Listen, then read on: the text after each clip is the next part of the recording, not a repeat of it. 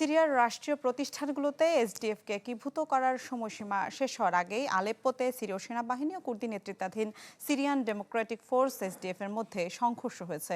এতে 2 জন নিহত এবং আহত হয়েছেন 11 জন। সেনা তৎপরতা ও গুলি বিনিময়ে আতঙ্কিত হয়ে এলাকা ছেড়ে পালিয়েছে বহু পরিবার। ঢালাইয়ে দৃঢ়তা, নির্মাণে নিশ্চয়তা। প্রিমিয়ার সিমেন্ট, ঢালাইয়ের রাজা। সিরিয়ার আলেপ্পো শহরে নতুন করে সংঘর্ষে জড়ালো দেশটির সেনাবাহিনী ও কুর্দি নেতৃত্বাধীন সিরিয়ান ডেমোক্রেটিক ফোর্স বা এসডিএফ। সোমবার সন্ধ্যায় সেইহান ও লাউরমন গোল চত্বরের কাছে মুহুর্মুহু গোলাবর্ষণে ভারী হয়ে ওঠে আলেপ্পোর অলিগলি। এতে হতাহত হন অনেকে। শিশুসহ আহতদের পাঠানো হয় হাসপাতালে। আমরা বোমার শব্দ শুনতে পাচ্ছিলাম। সেখানে 2 শিশুকে আহত অবস্থায় পড়ে থাকতে দেখে আমি ও আমার সহকর্মী তাদের হাসপাতালে নিতে গাড়িতে উঠাই। এর মধ্যেই আমরা আহত হই। আমার ঘাড়ে ও আমার সহকর্মীর পিঠে জখম হয়েছে।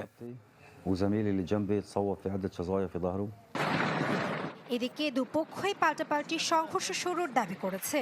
এক বিবৃতিতে দেশটির স্বরাষ্ট্র মন্ত্রণালয়ের অভিযোগ, আলেপ্পোয় সিরিয়ার নিরাপত্তা বাহিনীর অবস্থান লক্ষ্য করে অতর্কিত গুলি চালিয়েছে এসডিএফ। যদিও তা অস্বীকার করে এসডিএফ জানায়, সিরীয় সরকারের সাথে সম্পর্কিত কিছু দল এ হামলা চালিয়েছে। কয়েক ঘন্টা টানা লড়াইয়ের পর গুলি বন্ধে সম্মত হয় দুপক্ষ।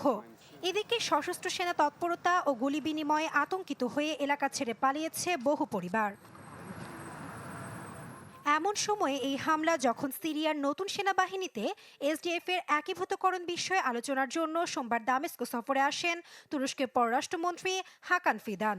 এ সময় এক সংবাদ সম্মেলনে ফিদান জানান, একীভূতকরণ চুক্তি বাস্তবায়নে গড়িমসি করছে এসডিএফ। সিরীয় সরকার মনে করছে যে এসডিএফ একীভূতকরণ চুক্তি বাস্তবায়নে কোনো আগ্রহ দেখাচ্ছে না। এসডিএফ ইসরায়েলের সাথে কিছু কার্যক্রমে সমন্বয় করছে, ফলে দামেস্কের সাথে আলোচনার পথে এটি প্রধান বাধা হয়ে দাঁড়িয়েছে। চলতি বছর মার্চে সিরিয়ার বর্তমান সরকার আল শারা এসডিএফকে দেশটির রাষ্ট্রীয় অবকাঠামোয় অন্তর্ভুক্ত করার লক্ষ্যে একটি চুক্তি স্বাক্ষর করে। 31 ডিসেম্বর শেষ হবে যার সময়সীমা। তবে শুরু থেকেই একক ইউনিট হিসেবে এসডিএফ এর একীভূতকরণের বিরোধিতা করে আসছে আঙ্কারা। নাসরিন আক্তার, চ্যানেল 24।